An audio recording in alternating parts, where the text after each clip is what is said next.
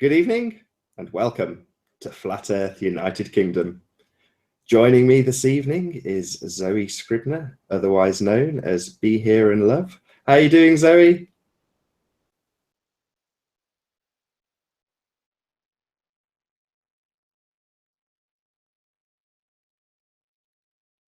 Struggling with the mute button?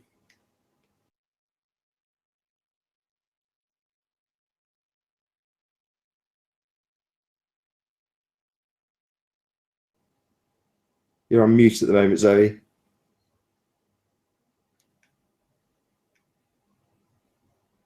We'll try a take two. So, how are you doing, Zoe?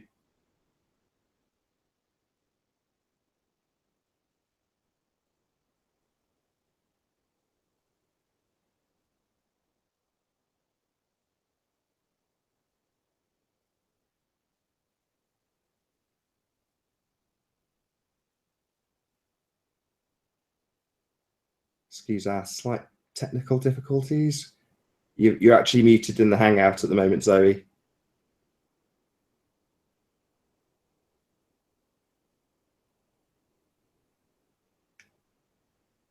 This is where I usually sing The Girl from Ipanema. Oh, Zoe clicks on a mute so we can get our introductions underway.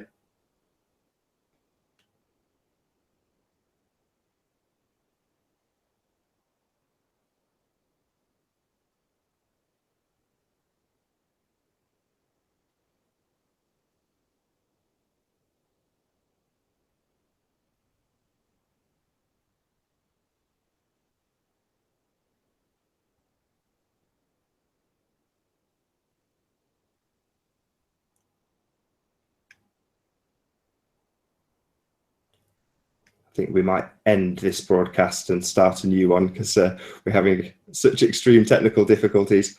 Just try and click that mute button, Zoe. We'll give it one last try in the actual Hangout. There we go. Happy days. We'll do a take two. We'll edit this bit out, right? So watch this, watch this. No, you've ruined it already. So, watch. I would say pop yourself on mute. Right, we'll try it because I might blag it if you can just keep from corpsing. Here we go, we'll try it. Good evening and welcome to Flat Earth United Kingdom. Joining me this evening is Zoe Scribner, otherwise known as Be Here and Love. How are you doing, Zoe? Awesome. I'm doing great. How are you? Absolutely fantastic. Couldn't be more pleased to hear from you. You have no idea. And if that first bit gets edited out, the reason we're so pleased will just be beyond everybody. If it doesn't, hopefully you're all in on the gag. But yeah, so there we go. Whew, threw us both slightly for a minute. What happened? Did you just have the Hangout on a back page or something? Yeah, I couldn't get it out again. I mean, I don't know even how it disappeared, but I just couldn't find it anywhere. So, but yeah, the all joys good of now. YouTube Hangouts. How you cope is a testament to your professionalism, and I could see you clicking around frantically. I even meanly put the camera on you at some point while you were panicking, but there we go. Well, I haven't done any Hangouts yet, so I mean, me personally. So I thought you'd done some with Patricia. Were they all like with other people then? Yeah, but I don't know what I did this time. I just made it disappear. But yeah, I mean, it's one of the subjects we'll probably cover tonight is sort of behind the scenes Hangouts, because although this will be a semi-formal one-to-one interview, to us we're always having Skype conversations. You know, it's one of those things. I'm not saying every night, but you know, many nights we will have Skype conversations and discuss, you know, this day in flat Earth, if you want to call it that. The actual flat Earth proofs and the disproving of the globe, good videos that have come out that day. And don't get us wrong, sometimes we will discuss the salacious gossip that's going on at that particular time. I mean, the topic literally earlier today when we were chatting on Skype was sort of kind of male and female equality, and it was off the back of flat Earth time. Was it last night that I was on Dell's Hangout? I think it was. Off the back of that, we were kind of dissecting up how it would come across if a woman was to do exactly the same thing as I did and got, quite bullshit and aggressive. Would it come across well? And I said, societally, probably no. And you and my wife immediately disagreed and jumped down my throat and had a very different take on it. Oh, well, no, I was actually agreeing in the sense that how society has been built up around Christianity, that just like with children are to be seen and not heard, the same has gone for women. Obey your husband, be quiet, don't meddle with what the men are talking about. And even though that is slightly not there anymore, it's still very prevalent. That if a woman speaks out and says, "Hey, that's just wrong," and or gets all upset about something, she will very likely get the label of, "Oh, she's just hysterical," and that's kind of like being back in the 1900s, 1800s. Well, you currently have the third wave feminism movement, and the contrast to that, I don't know if you'd call it a direct contrast, is the MGTOW movement for the guys. And these, I would say that, yeah, that is exactly a direct contrast, a direct mirror, rather. Direct mirror of it, yeah. I mean, of course, equality is that's logical that there should be equality. Same pay for same job, same rights. But the third wave feminists, they take it, over the cliff, and it's just crazy talk, a lot of it. And the other day I was listening to a MGTOW video, and it just brought tears to my eyes, because it was the exact same thing with just opposite, what do you call them? I mean, the way that this person was talking about single mothers, and that they were only out to get someone to adopt their children and pay for their children, and the amount of nastiness that was in this video, it was just it was completely equivalent to a lot of nastiness you hear from third wave feminists.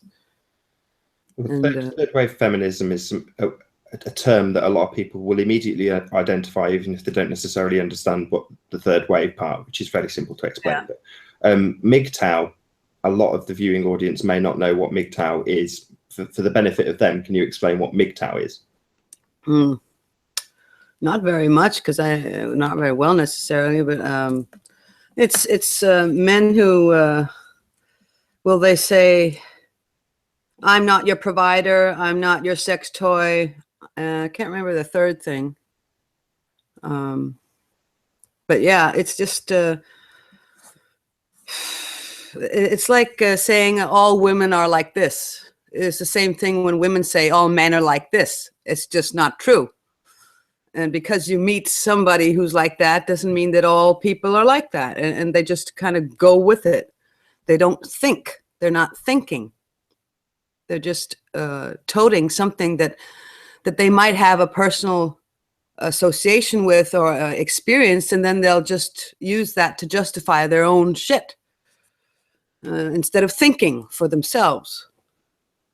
It seems like the men who go their own way are bracing against the women bracing against oppression from the old days. I mean, we said it's a societal thing that it's still got its echoes in the present.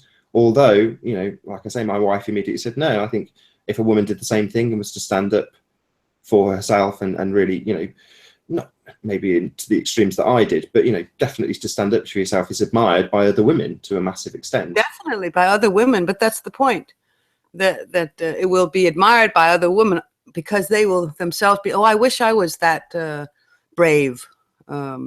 Because I think there are a lot of women, I mean, of course, it'll be less and less as time goes by, but I mean, I still think that there's this generational thing that's going on for so long that it's kind of inbuilt, this fear of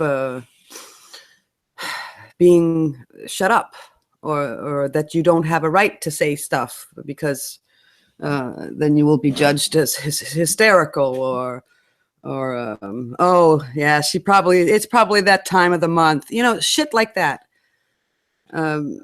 So if a woman gets really angry about something, well, that's not very ladylike, is it? You know, all these stigmas, they're still stuck in women, whether they think that, oh, I'm so, you know, self-sufficient, I'm such a independent person. And yes, but you still have the societal old stuff hanging on in your what do you call it, skirt line, pant line.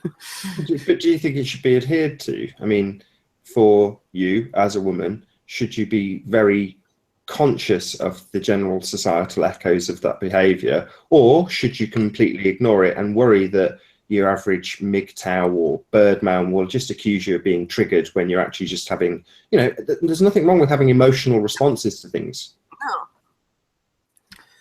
No, I definitely think you shouldn't give us a flying turd. A flying, you know what? Yeah, no, of course not. Yeah, and that doesn't matter what sex you are. You shouldn't care what other people think in that sense. I mean, I'm not saying that you should be, not care, but yeah, you shouldn't take any notice of what other people's opinions are, because that's all they are, opinions. And we all have different opinions. But then you get into the social correctness, the, what do you call it? Yeah, political correctness. I mean, that's what I edged on while this subject was coming on. I was like, well, is it politically correct to say that, you know, a woman might be frowned upon by certain groups of men if she were to just stand up for herself, regardless of whether or not it's right or wrong to stand up for yourself? It would just be considered bad for whatever reason. Yeah, but the political correctness has also gone over the cliff. I mean, in the sense of being insane, that you cannot judge. Oh, mustn't judge. But that's exactly how we get through life. We assess a situation and we judge it. Doesn't mean that we're not going to heaven, or we're not gonna, oh, bad karma, you just judged someone, you know. So not being able to think for yourself because you've been guided to, no, you can't say that, that's not politically correct. If somebody's transgender or somebody is, you can't have an opinion about that. I mean, it's still opinions, but people are being directed not to have their own opinion, not to think for themselves. Opinions aren't necessarily thinking for yourself, but let's just keep it at thinking.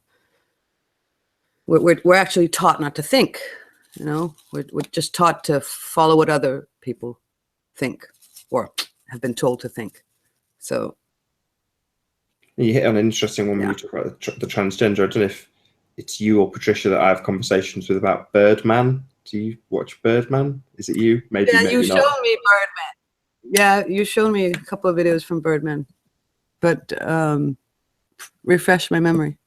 Well, when he talks about the transgender agenda, he's quite direct in his feelings on the matter, which is there is no sliding scale. You're one or the other. You know, it's quite blunt opinion, but it flies in the face of what society or political correctness is telling him to believe. And I really like that. I mean, don't get me wrong, the guy's making Call of Duty videos, so it's, you know, it's not exactly the best example, but by the same token, he's got a very no-nonsense attitude towards things like feminists and the transgender agenda. He's just a gamer, you know, and you know, I'm not going to, this sounds really bad to him, but I just see him as normal guy, average Joe, in terms of his feelings. And it's quite nice to see somebody like that just saying, no, I'm not going to accept you telling me that I identify as anything.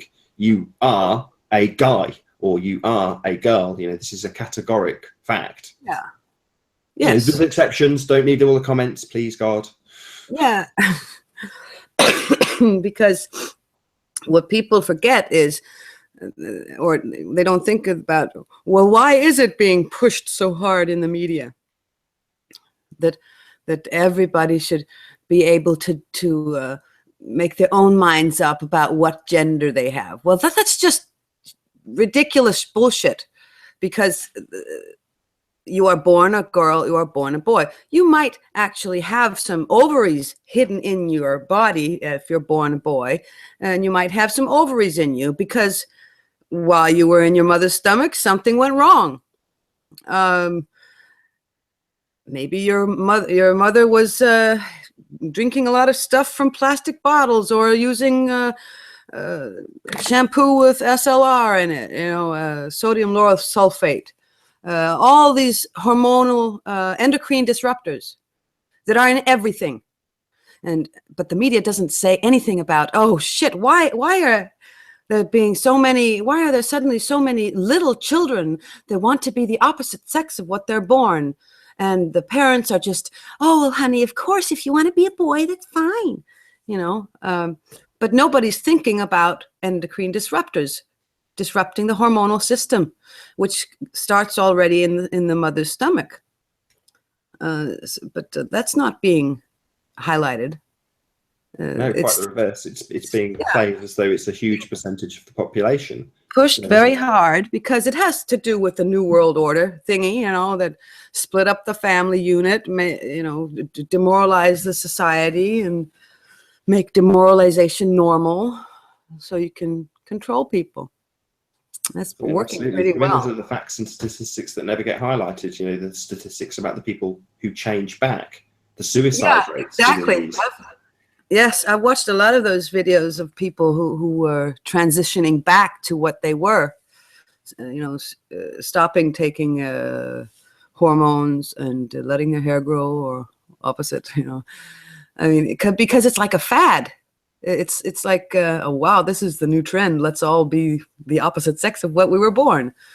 Of course, there are people who will naturally, well, I mean, I don't know if just because you're transgender that you like the opposite sex of what you, I don't know, it gets confusing, that you're not necessarily gay, but still, I mean, well, it seems to me it tends to be about identification. So if I were of that ilk, how I choose to identify myself as, that's it. Yes, I identify as and that's also because people go way too much up in, or they concentrate way too much on what they identify with, or because they identify so strongly with some particular thing.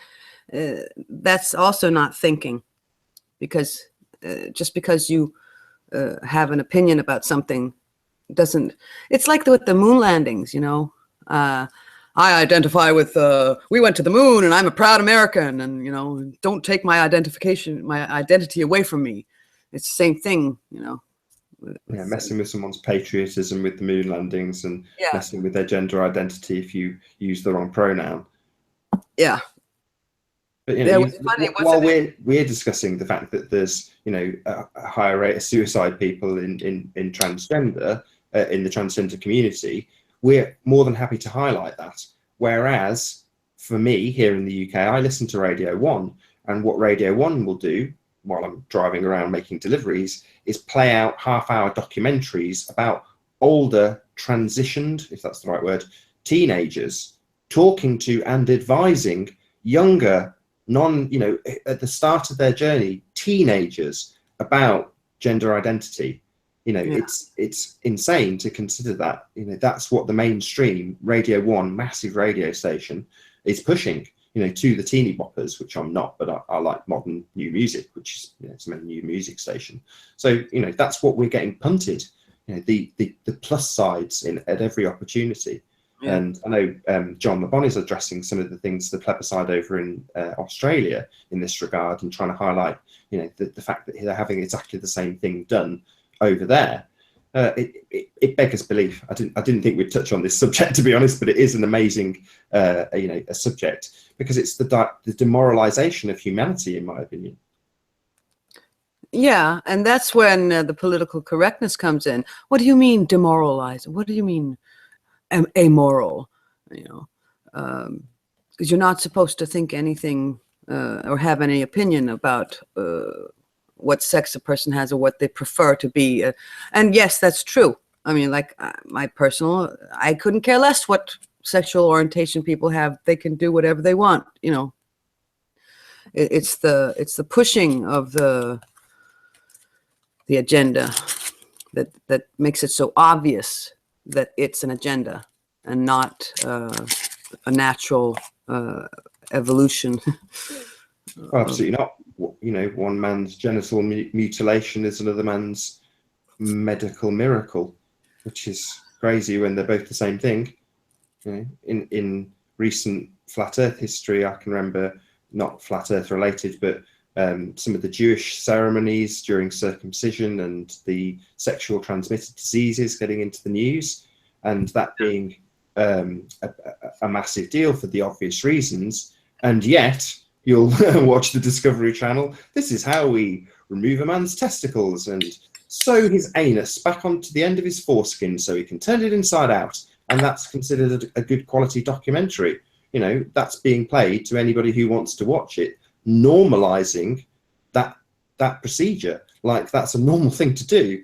I've got strong views on it. Like I say, I didn't expect to be touching on them in this show, but I don't think that's normal. You know, man with scalpel, I'm afraid not. Man with scalpel. No, it should be one of the more rare occurrences. Well, okay, if you can't have it any other way, but making it normal. I mean, so any odd person, oh yeah, you want to be a girl? Fine. You know, we don't have to think too much about that. That's very disturbing. Yes, it is. For sure. I mean, when I originally asked you to do an interview, it was slightly hinged on your progression through your New Age beliefs. And I did a show. We didn't have you on that particular show, but I was hoping you would be there as kind of the skeptic, because you've kind of gone in one side and out the other. So maybe you can start us off by telling us about a bit of your journey through your New Age beliefs. Well, there are a lot of things that I still adhere to, because, well, the excuse when people say, oh, it's not New Age, it's old age. Yes, a lot of the things are ancient, and but it's the mannerisms that are drawn in, and everything's mixed up into one mess, and it's much more about identity again. What do you identify with, and who am I? Oh, well, I'm a very spiritual person, you know, and it's like the same mannerisms. I hope there's no gay people out there, or if there are, but anyway, in the sense that you will see a lot of gay men having this mannerisms, that they talk in a certain way, you know, they have this, oh yes, you know, and they think that that's feminine to talk like that, you know. And the same thing goes with people in the spiritual community. They're also very soft-spoken and namaste, and always they're totally blissed out all the time. Oh yes, I just went on a goddess retreat and a twin flame workshop, and I'm going to Bali next week, and it's just so fake. And that's what got me to thinking that this is just something new to identify with, instead of that you would, and of course there's very great pride in saying, I'm not religious. No. Nothing to do with religion there. Completely. But this was the most fascinating bit for me, because it absolutely is religious, and there's so many parallels between yes. Christianity and New Age belief. It's amazing. Yes. Yeah, because instead of you're going to hell, oh, it's bad karma. You know, it's just, which also is a man-made concept. And this is the thing. A lot of New Agers will be pounding on the Bible and God and the devil, but they're completely disregarding that. Well, you're actually going after pretty much the same system. that you might not go to hell, but you certainly won't come back. You know, you certainly have to pay for it later. You know, same thing. You won't be going to nirvana soon. You're going to have to go through thousands of lives before you can have peace. And, you know, it's just, I don't know. I'm not disregarding at all that we are electromagnetic beings, but it's the religiosity of it that I have thrown out. I just couldn't stand it because it was very fake to me. But there was a few other things, like you explained how non-believers would be ostracized. It's the same thing when you say, oh, she's just on another level. It's not as if we're better than them, but, you know, she's just, and that's just so arrogant and so. It's on a different part of their journey. Delusional. Also because I can't understand why I'm feeling like this today, you know, because they have this expectation that, oh, well, it should be blissed out all the time. I need another fix. And that is literally what it is when you go on all the workshops and all the retreats, and it's just a fix. Because if you don't, it's like going to yoga once a week or taking qigong lessons once a week. If you only do it that one day, well, fine, go to the gym or something. But, you know, doing yoga doesn't necessarily mean that you're more spiritual. It's like, you know, it's very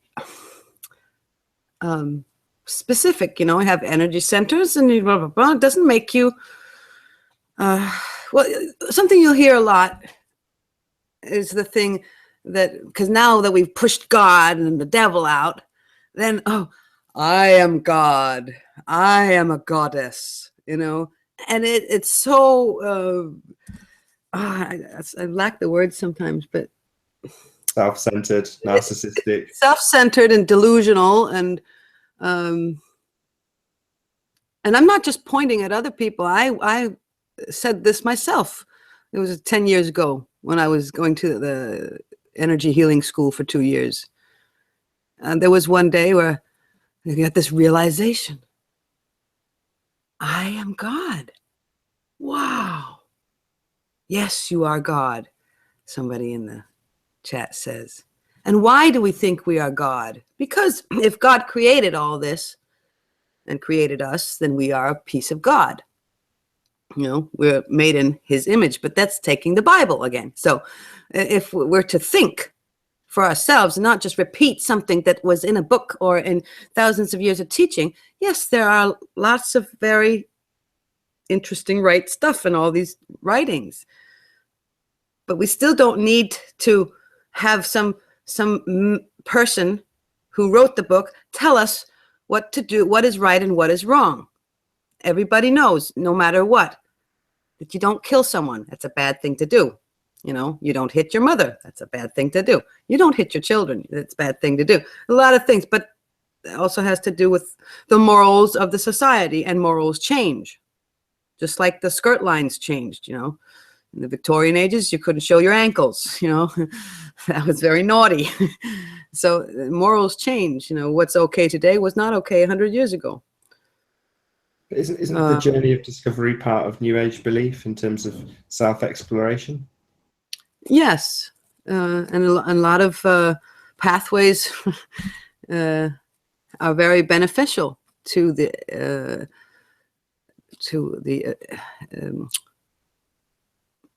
evolvement. I'm missing words here, but yeah, to evolve your brain, your way of thinking, your way of experiencing the world. We're kind of making this sound very positive, so maybe if I ask you a slightly different question, why'd you leave? What made you go no?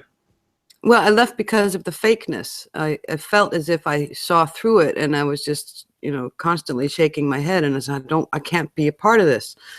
I can't just sit there and, you know, well, we would sit in circles and tell each of our stories, and some would be very long and some would be very, you know, just, and then they would always end with, yeah, And it's just so, why are you acting like this? Come on, snap out of this weird delusional way of being. Why are you being like this? Why aren't you just relaxing and being yourself? Why do you think that being spiritual, then you have to act a certain way? And the worshiping of other people. I know this from you, but they're waiting for something. I mean, I'm not going to draw the parallels to waiting for Jesus, but I'm hoping you'll do it for me. Waiting for enlightenment, ascension. Eh? That's where the thing, yeah. You just exchange heaven with ascension. You have to heighten your vibration because we're going to ascend to the 5th dimension. That's good. Just keep on waiting. Sure thing. You're going to be waiting a long time. And also having this delusion that, I mean, it's all about escaping this earthly experience. What is so wrong about being on earth?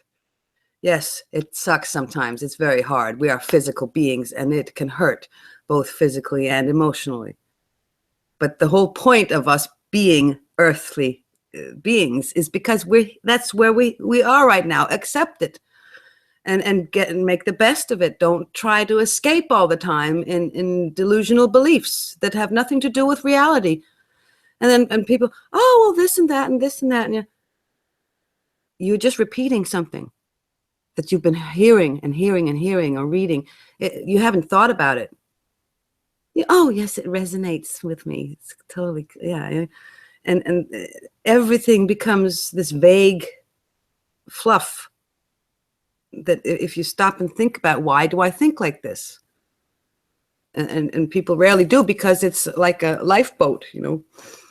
I can do this and that to avoid feeling and experiencing what earthly existence is. You make it just this ongoing escape from planet Earth. I mean, as you said, though, there's a lot of positives to it when you talk about being on a journey of discovery, of finding self-awareness. But when you reach the point when you draw that parallel to the ascension and, you know, the namby-pamby stuff that goes along with it, you do have to kind of step back and go, well, it's all well and good giving us this great advice to find self-discovery, but we're waiting for the metaphorical equivalent of Jesus here. Yeah. But you don't have to go into the New Age community to find yourself. I mean, just like I've always said with people, oh, I have to go to India to find myself. Why? You can find yourself, if that's such a thing, in your own backyard. You know, because wherever you go, there you are. I like that. The negative version has a lot more impact. So whenever somebody's got like a disastrous relationship or something, and they go, I'm going to move, I'm going to get away from it all, and then some wise ass says, your troubles will always follow you. And it's the same in reverse. You know, if you're looking to find out what you are like, you know, stay still. I'm sure there's plenty of Buddhists out there who would agree. Yeah.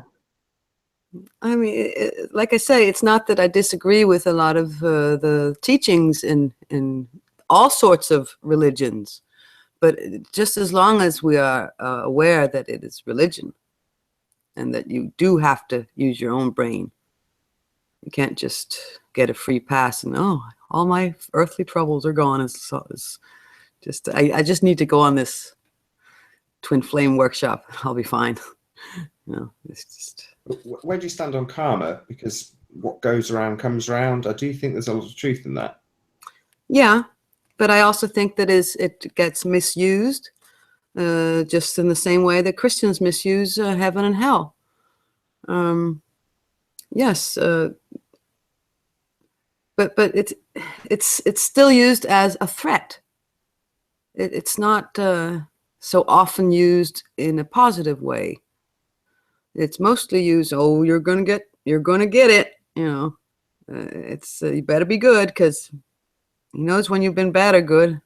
So be good for goodness sake.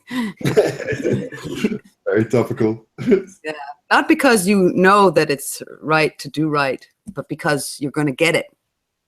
You know, you're gonna have. Now because you said specifically. We all have the ability to respond. Responsibility. And no matter if there is a creator or not, we as human beings have responsibility. So yeah, for sure. I was going to say, just while we tail off this subject, something you said maybe don't mention, but we've got Alice Bailey. Maybe you can drop in just some bits for people to look up that might be relevant. Then we'll go on to a slightly different subject. Yeah, I used to know a lot about Alice Bailey and Madame Blavatsky and the Theosophical Society, but like with a lot of other stuff, it's like it's kind of semi-erased. But well, she started Alice Bailey. She started the Lucius Trust. It's the United Nations. It's a publishing company. It used to be called, in the beginning, it was called Lucifer Trust, and yeah, and that's called Lucius Trust today, and it's still a branch of the United Nations. Yeah, just useful to people who just think, oh, I could do something to go away and have a little bit of research on. Yeah, go Google Alice Bailey, because there she talks about, and Madame Blavatsky, they talk about one world government and Luciferianism, and then a lot of people will say, oh, well, I read Alice Bailey, I read Madame Blavatsky, and they sound fine to me. They're just, spiritual adventurers, they're just teaching others to, but yeah, they mention worldwide government, worldwide religion, which you will also find in, what's it called? B'nai B'rith.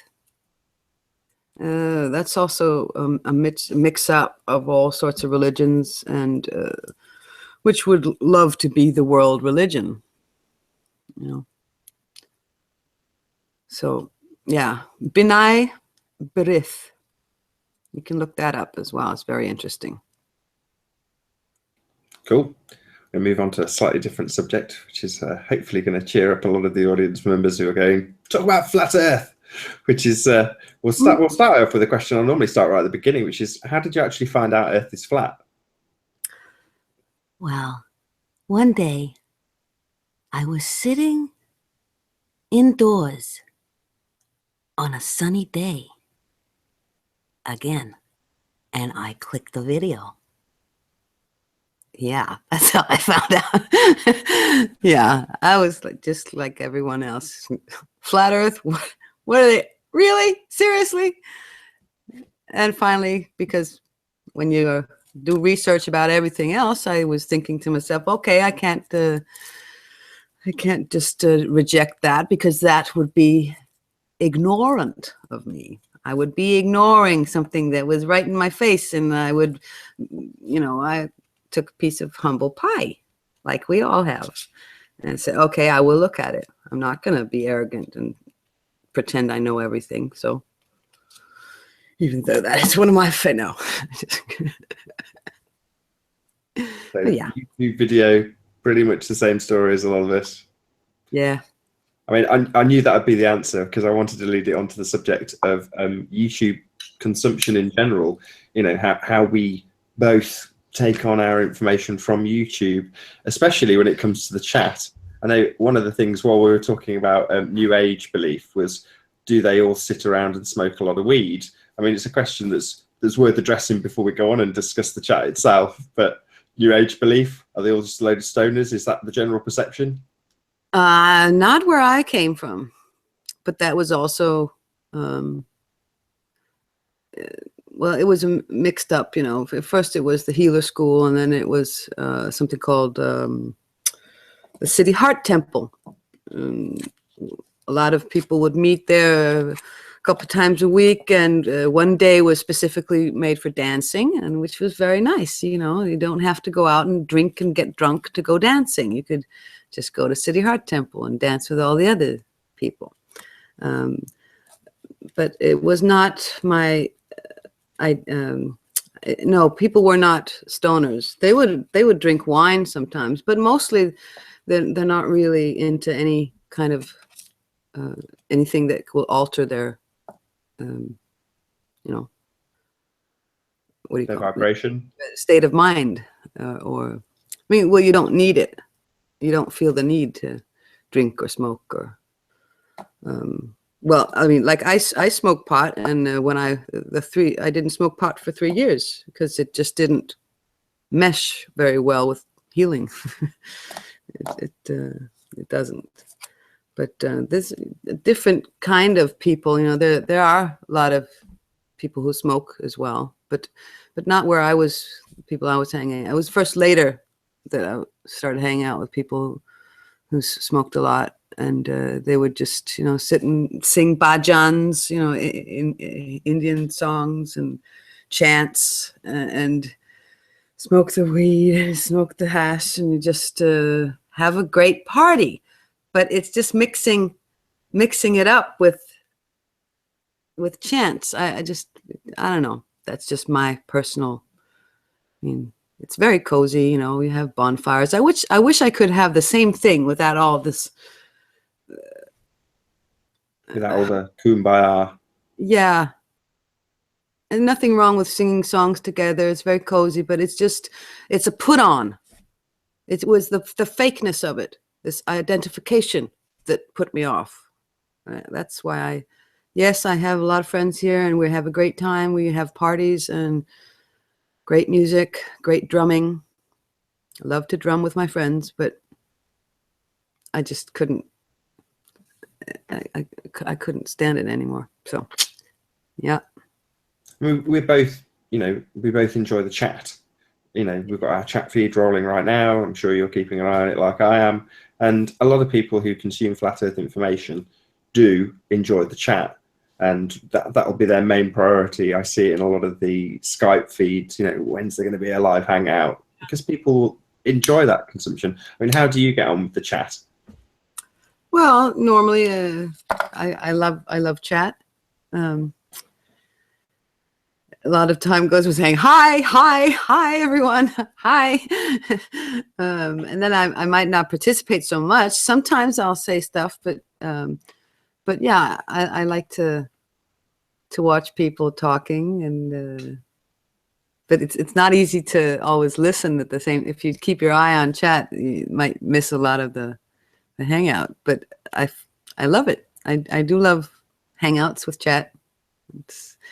It's also a place where we all meet up, you know, and we feel this connection with each other, this of our community.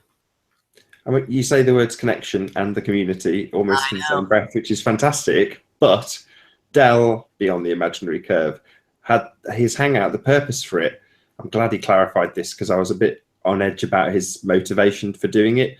But when he explained, it might have even been in the follow-up video, that he was doing that hangout and exploiting the tools that we are also, you know, that we all fall prey to, the drama that is created within the social dynamic of flat Earth is an interesting subject when you are at the point where you accept the globe as a lie, that we have been deceived and it's never going to be proved. You know, I'm sure you will agree when you say you will never be on a spinning globe ever again. It's beyond comprehension that would ever happen. Therefore, the social dynamic aspects of flat Earth become fascinating at that stage. And, you know, Del was quick to point out that he is simply utilizing a tool that we fall prey to day in, day out to achieve his own ends, which he achieved admirably. But it was one where he actually did get a use out of the chat. He had potential for guests who were being confronted, in this case me, to actually see it and, you know, contact him there and then and join. Up until that point, I would really put hand on heart and say the chat was pointless. You know, it served no useful, it has no real use. I don't know if you'd feel the same way because you've just said about community and, you know, maybe I don't agree. Community in the sense that it's what we all have in common. There in the connection, because yes, we're connected by flat Earth, but we're still people, you know, and a lot of people are still the way that they were when they believed in a globe, and they don't kind of, I mean, I don't like to use the expression, oh, well, they're not real flat earthers, because that's, again, you're identifying with a concept, you know, or an idea or a thought. And then you give yourself the right to judge others. You can judge others, but, you know, not to heighten yourself. That's the problem. That when you say that, oh, well, they're just on another level, or they're globalings, or they're, you know, there's all sorts of, but that's what, yeah, we have this in common, but we forget that we are still people. And a lot of people have this desire to, I don't know if they're bored or what it is. I really don't know why people make stuff up and toot it out as truth, you know, and say bullshit like, I'm only for the truth. Why are you making shit up if you're such a truther? You know, it's very disturbing sometimes. I mean, there's a whole bunch of reasons why people will do that. I mean, some people just do it for the pure delight of doing it. And in my opinion, it's down to the people who absorb the information. Worse still, when they regurgitate it. But you can only be deceived. You know, to take stuff at face value is to ignore the actions of the individual. I could rattle off 101 different examples of this. It's people actually just listening to the words people say, and when their actions conflict with what they say, they will then ask them for a further explanation, more words to justify their actions, rather than just paying attention to what people actually do. That frustrates me, I won't admit. Some people dice that down, like you say, oh, well, this person's just on a different level. I kind of go, well, no, you know, have good discernment, God damn you. Exactly. Yeah. It's just making me laugh about could you please clarify that? It's just like when laying tarot cards. If you don't get an answer that you, could you please clarify that? You can lay out cards until you get what you want. And it's just, yeah, it's the same shit.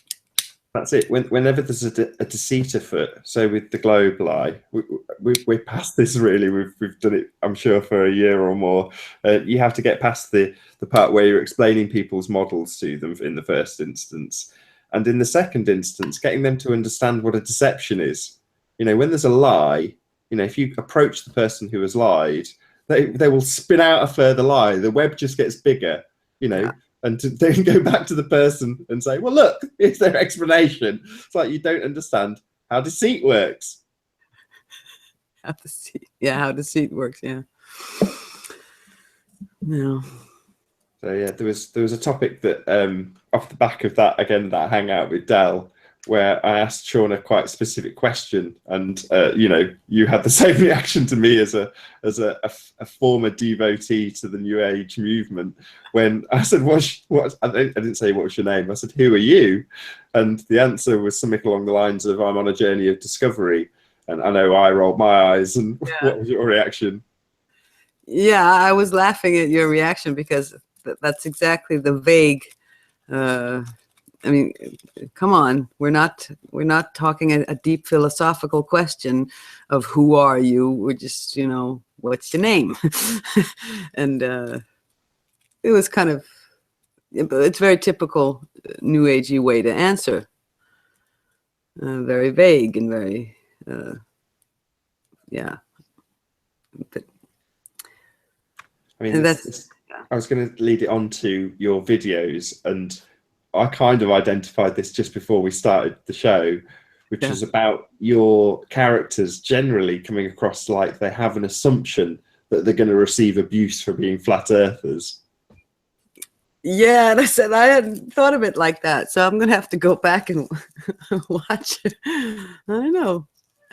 Well, they go stuff like, well, because I'm a flat earther, kind of hints at, well, I automatically assume X, Y, and Z because I'm a flat earther. I mean, we do, though. We assume, you know, you must have had a time when you want to correct somebody who says something that's not necessarily on topic, but they'll drop into a different conversation about globalism or being on a globe or the way we're spinning, and it's not necessarily to do with the actual topic in hand. And you want to address it and say, well, actually, we're not spinning, you know, we're stationary. Or, well, I don't actually think we are on a globe, whatever. But you don't, because you're hesitant at the fact that you'll get called an idiot immediately. Yeah. Yeah, that's, we have to overcome that. That would be a good thing to, exactly what I said before. Don't give a flying about what other people think. But we all, or most of us, I would assume, still have a lot of that hanging, that we don't, you know, we do a lot of things in life because we want to be liked. And that's base motivation for most of what we do in life. And that's one of the things to become aware of. Oh, well, why am I saying this? Why am I doing this? Oh, why am I not saying what I really think? It's because I want to be liked. I don't want to be ridiculed. I don't want to, you know, stand out, because we've all learned how to bunch up together and be alike. Just like in the movie The Giver, where they talk about sameness. You know, it's a very good picture of our world, that even though we talk so much about individualism and everybody has the right to be different, but forgetting that most of the world wants to just be like the, you know, be the same, so you don't fall out, and you don't, you know, so that you can assure that you are liked, because I'm just like all the others. I mean, it's of course an exaggeration. It's an exaggeration. I mean, but it's very true. I mean, on Christmas Day, I wanted to see the strength in numbers and a bit of, you know, camaraderie, or whatever you want to call it, within the flat Earth community. And by chance, I'm a big car fan, and I watch a channel called Gas Kings, very popular channel. It's been around about 12 months. And he released a video which was the top 10 supercars of 2017. And the video will get an absolute shed load of views, but I managed to catch it seconds after it was uploaded and drop in a comment, "The Earth is flat," and immediately contact everybody I know and go, please go and like this comment and just respond with a flat Earth proof or whatever, just show a bit of strength in numbers. And before the end of the day, it had like 50 thumbs up and 50 comments, and it wasn't the usual, and I have done this in other videos, you know, non-stop ridicule with people, you know, bolstering their own belief. Now, what's interesting about that particular comment was the channel owner immediately put a little heart. You can like give comments, certain types of emojis now if you're the channel owner, and he puts like a heart next to my Earth is flat comment. I was like, oh, awesome. wow. But then immediately somebody wrote, you're an effing idiot, and he put a heart next to that. So it's like, right, so you know that the standard reaction to a comment, the Earth is flat, is you're an effing idiot. And he likes that because there's strength in numbers.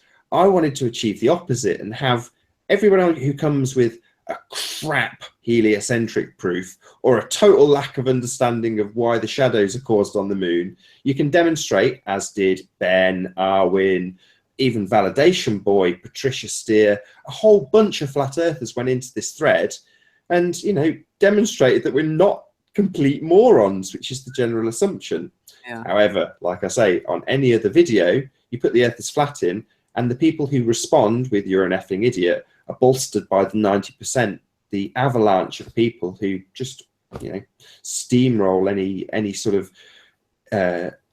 any spark that might generate in somebody to actually research it.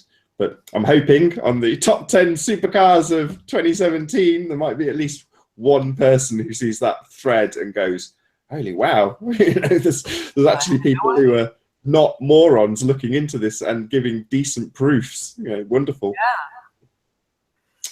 Was there anything else you wanted to go through, Zoe, before we sign out and say a massive thank you to our audience? It's okay to say no. Well, no, I was just thinking about Christmas.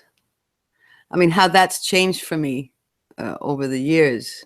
I mean, it's still kind of, you know, I can see more meaning with it if there are little kids around, you know, when my daughters have children.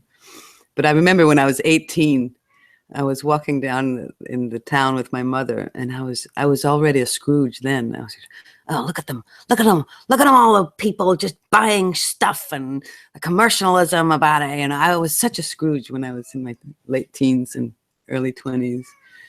But then I had children, and then okay. This is another thing we were discussing before the show. You were saying about when you had your kids, you'd lay it all out with the fine china and the fine silverware, and there's a big to do. But of course, you've got all your kids and your partner at home, and you know it's very different to now when they're all grown up and moved out. And you know you do get the fine china out, but you kind of leave some of the turkey in its packet. Yeah, well, I mean, it was actually my mother who always took the fine porcelain and the silverware out at Christmas. So when my mother died and I moved up here, then I had the silver and the fine porcelain. And the first Christmas, I realized that this is silly to just take this fine silverware out of the folding thing, you know, once a year. So I started using my silverware every day because, you know, then there's kind of a point of having it instead of showing off to whom anyway. You know, it's just not that you should show off, but yeah. So I'm enjoying my silverware every day. But I don't think if I was still, not that I do, living with my parents, every single Christmas when they got the fine china out, they had a rather large serving bowl. And every single year I'd be informed that when I was a newborn baby, I was bathed in this bowl, and you'd kind of have a half mouthful of carrots and go, all right.